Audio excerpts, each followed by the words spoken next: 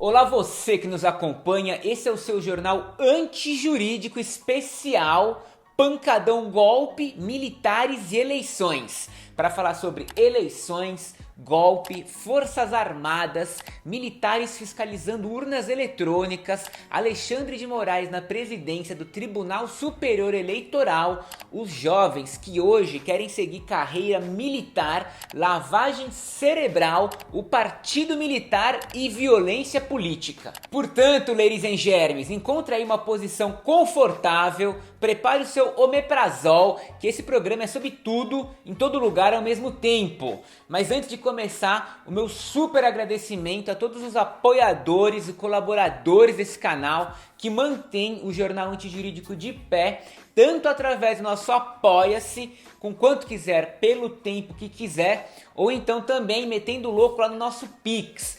jornalantijurídico@gmail.com, um valor que seja possível, confortável ou simbólico para você, beleza? Sem mais delongas, solta aí a nossa vinheta da depressão.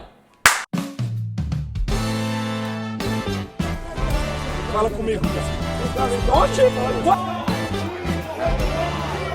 Quem vai falar esse desgraçado? Muçulmanos, de judeus, de budistas. Lula! Esse país é verde e amarelo! Bom, eu começo esse episódio já dizendo que eu não sei o que pode acontecer depois das eleições, principalmente com a derrota do Bolsonaro e a grande possibilidade dele questionar o resultado e alegar algum tipo de fraude.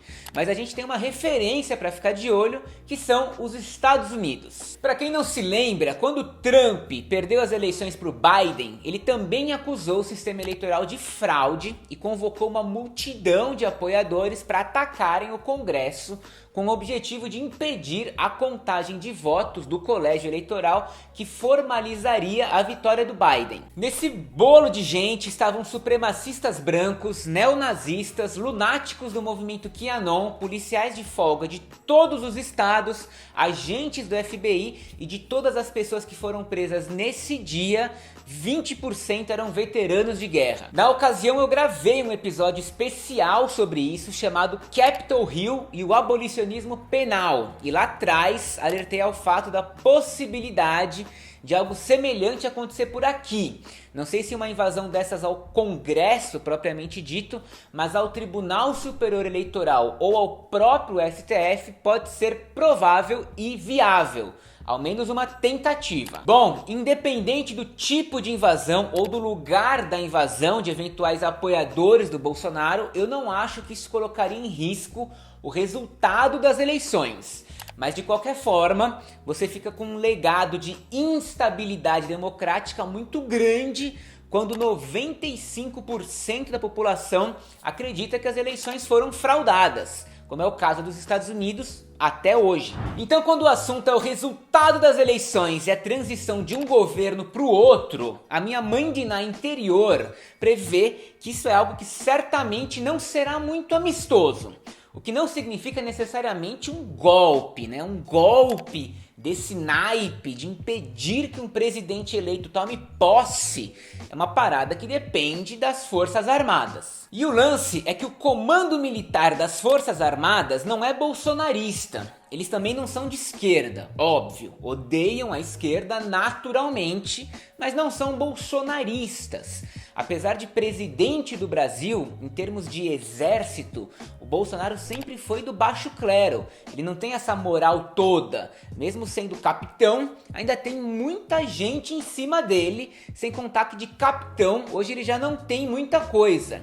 Na real, ele tem mais tempo de atuação na carreira política do que na carreira militar. E outra, o comando militar tem seus próprios interesses políticos. Militares não são indivíduos apolíticos e não atuam de forma apolítica. E como políticos, eles se comportam muito como o centrão e negociam cargos e pastas no governo, principalmente para o Ministério da Defesa. E para isso também dialogam com o Lula, até porque com o Lula ganhando, eles precisam dele para garantir aquele puto orçamento de sempre para comprar novos brinquedinhos e garantir a manutenção de uma série de privilégios. Por fim, mais uma razão que eu acho difícil de um golpe acontecer são os Estados Unidos, né? Na América Latina nunca aconteceu um golpe sem os Estados Unidos participando de alguma forma. E a pergunta que fica é, que razões o Biden teria para apoiar o Bolsonaro em uma aventura desse tamanho, de questionar o resultado das eleições presidenciais do Brasil e impedir a posse do Lula? Eu não vejo razões do Biden para isso, mas também não espero nada dele. Agora, que tal falar da cagada do Tribunal Superior Eleitoral em ceder às pressões do Bolsonaro, que tanto critica a urna eletrônica, e convidar as Forças Armadas para integrar a Comissão Externa de Transparência que discute a segurança nas eleições? Primeiro, o que as Forças Armadas têm a ver com eleições, né? Se tem um lugar onde ninguém elege ninguém, é nas Forças Armadas. E segundo, o que as Forças Armadas têm a ver com transparência?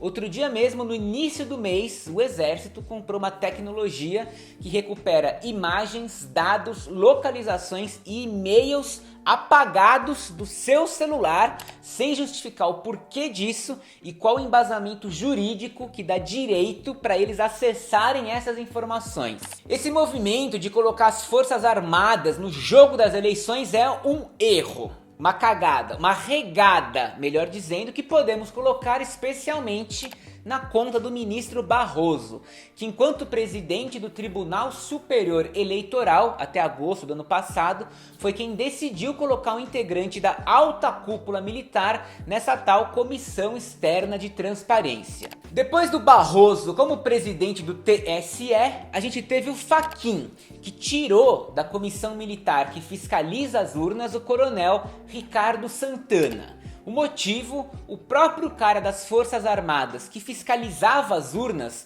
também disseminava fake news sobre as urnas eletrônicas nas suas redes sociais, além, é claro, de postagens antipetistas. Mas o lance não é nem o antipetismo, isso foda-se, é de se esperar. O lance é que o cara que fiscalizava a parada era o mesmo cara que estava armando a militância anti-urnas com fake news. É aí que mora a doideira. Daí tivemos a solenidade lá em Brasília para colocar o ministro Alexandre de Moraes como presidente do Tribunal Superior Eleitoral, um cargo que dura aí 2 anos. Isso significa que a cada 2 anos acontece essa cerimônia, que é uma das coisas mais chatas e insuportáveis que você pode querer parar para assistir. Além do que, não tem nada demais, é só algum ministro do STF se tornando presidente do TSE e assinando as papeladas lá, sem grandes emoções. Sem grandes emoções, vírgula, porque é ano de eleição para presidente e o presidente odeia as eleições, odeia as urnas eletrônicas, odeia o Tribunal Superior Eleitoral e, mais do que tudo isso junto, odeia o Alexandre de Moraes. Já chamou ele de canalha no 7 de setembro, já pediu o impeachment dele no Congresso, processa ele por abuso de autoridade na condução do inquérito das fake news, e isso sem contar todo aquele bafafá envolvendo o julgamento e o indulto do Daniel Silveira, que tem um episódio aqui no canal especial, que é o caso Daniel Silveira e o abolicionismo penal de Bolsonaro. Então, o que era para ser um evento relativamente normal se tornou o acontecimento mais badalado de Brasília, com a presença de ex-presidentes, 22 governadores e uma caralhada de prefeitos. Todo mundo reunido para ver o Bolsonaro com uma puta de uma cara de cu, tendo que ouvir um longo e entediante discurso de exaltação do sistema eleitoral e das urnas eletrônicas. Para piorar isso tudo, ele tava de frente pro Lula, que tava do lado do Temer, que tava do lado do Gilmar Mendes, que tava do lado do Paulo Guedes, que tava do lado da Dilma. Enfim, foi um evento onde todos os presentes queriam ver todos os outros presentes apodrecendo na cadeia. alegria de viver, é a festa da democracia. Fato é, de lá pra cá, desde que se iniciou toda essa história do envolvimento dos militares com as eleições, e mesmo até antes disso, durante a pandemia, o índice de pessoas que confiam nas Forças Armadas, de acordo com o estudo mais recente do Instituto Ipsos, caiu para 30%, 11 pontos percentuais a menos que a média global. Portanto, ladies and germs, um grande mérito do Bolsonaro, isso a gente realmente deve a ele, foi de colocar o Brasil entre os países que menos confiam nas Forças Armadas. Ficamos apenas na frente da Colômbia, da África do Sul e da Coreia do Sul. Mas mesmo assim, olha a onda. Segundo outra pesquisa, dessa vez da Oxford, com a USP e as universidades federais de São Carlos, Minas e Pernambuco, quase 50% dos jovens têm interesse em ingressar nas Forças Armadas. Se somos um dos países que menos confiam na caralha das Forças Armadas, como é que tantos jovens querem entrar nessa roubada? E é aí que tá o pulo do gato dessa história. Esse interesse em ingressar nas Forças Armadas não é por realização profissional, ou por querer seguir um sonho pessoal de ser um grande militar, ou por questões ideológicas e vocacionais, não é nada disso. O que essa pesquisa revelou é que os fatores que hoje determinam esse interesse dos jovens em seguir uma carreira militar é o desejo por estabilidade. Ou seja, fugir da pobreza, garantir o seu sustento e ter um emprego vitalício. Isso tudo é claro em decorrência da atual situação econômica do país e das poucas oportunidades no mercado de trabalho. Outro fator que também influencia nessa decisão de querer seguir carreira militar, além da falta de perspectiva econômica, é que a gente não tá em guerra, né? Vamos combinar, se fôssemos um país militarmente ativo, como é o caso dos Estados Unidos, os nossos jovens iriam pensar 3 vezes. Para você ter uma ideia, lá nos United States of America, onde a juventude é continuamente bombardeada por propagandas militares através de filmes, séries e videogames, e onde a carreira militar tem um prestígio bem maior do que aqui no Brasil, os jovens que cogitam entrar para as Forças Armadas giram em torno de 14%. Por quê? Porque é um país envolvido com guerras com metade do planeta Terra.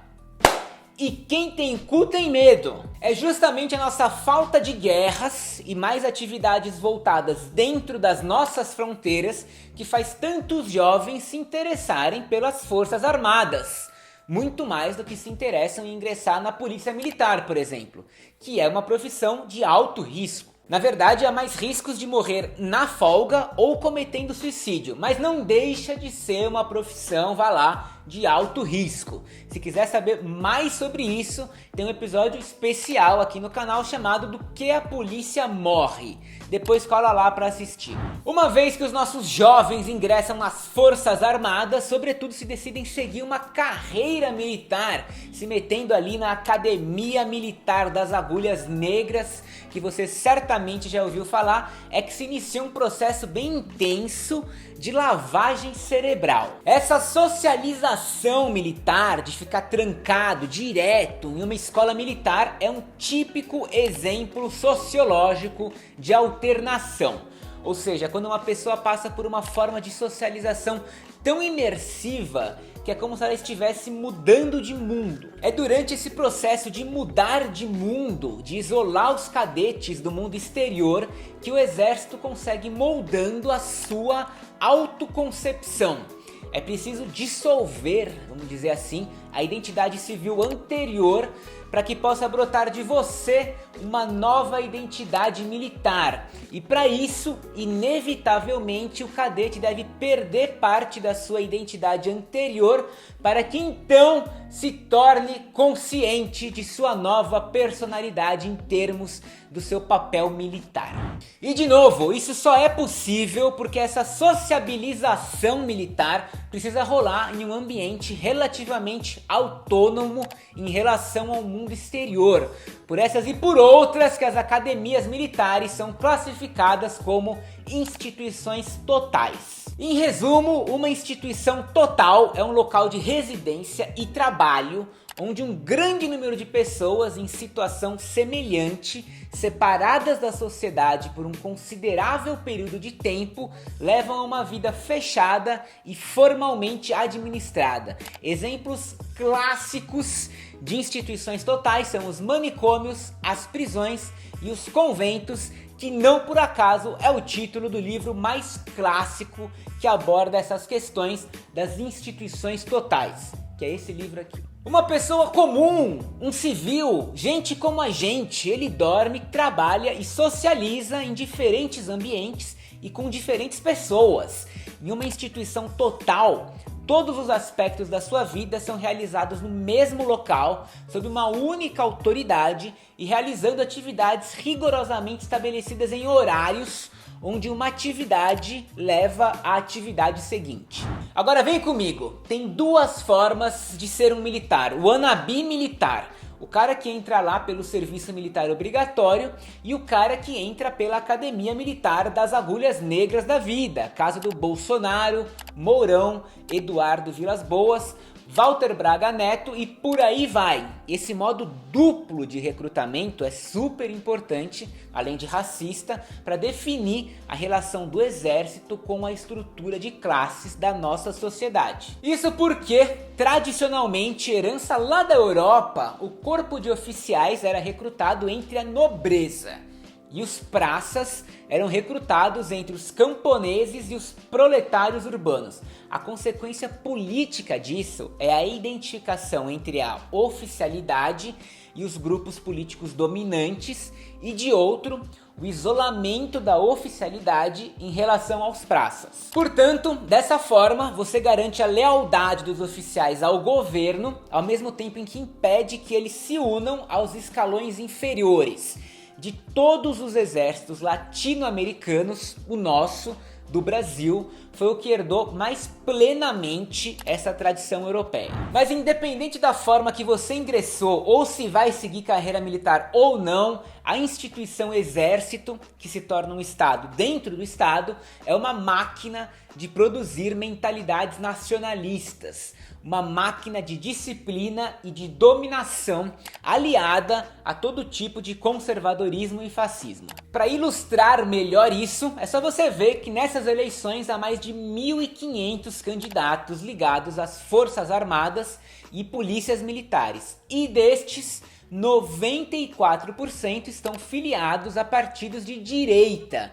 E depois são as escolas que doutrinam as crianças a serem comunistas, disseram por aí. No meio desses candidatos temos generais, tenentes, comandantes, coronéis, capitães, toda a turma que atualmente questiona a segurança das urnas eletrônicas ali, querendo se candidatar, porque afinal de contas, ninguém quer ficar de fora de uma eleição fraudulenta, não é verdade? E vale aqui uma menção honrosa ao vice-presidente Hamilton Mourão, que registrou sua candidatura no TSE se autodeclarando como branco, diferente do que fez nas eleições de 2018, quando se declarou indígena. Justo ele, que se chamava de Cacique Mourão, agora que vai concorrer às eleições como senador pelo Rio Grande do Sul, onde 80% se declaram brancos, ele achou melhor ser branco.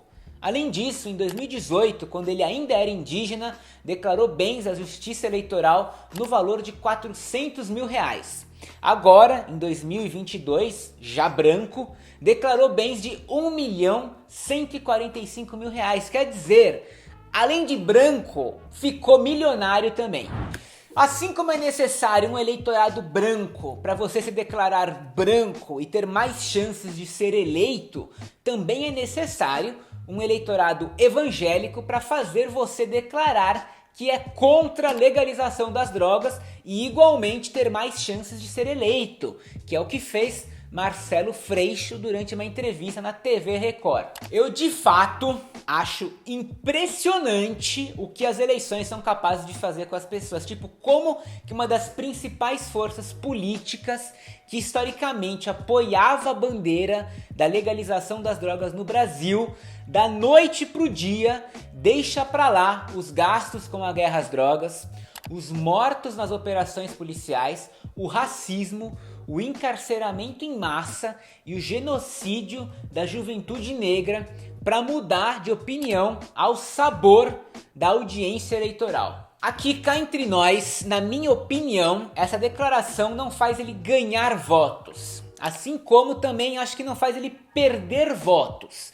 Porque afinal de contas o cara tem chances reais ao governo em um estado que é o antro do bolsonarismo, das milícias e do fascismo. Então, para quem não ganhou nem perdeu votos, ele colocou de graça em descrédito a sua coerência e uma pauta que ele mesmo sempre defendeu. E para encerrar esse programa, depois de toda essa volta que eu dei falando de eleições, golpe, jovens que querem seguir carreira militar, lavagem cerebral, candidatos militares, mourão indígena, mourão branco, outro ponto preocupante é a questão da violência política propriamente dita. E eu digo isso porque os levantamentos realizados pelo grupo de investigação eleitoral lá da Unirio mostram que os casos de violência política no Brasil cresceram 335% nos últimos 3 anos.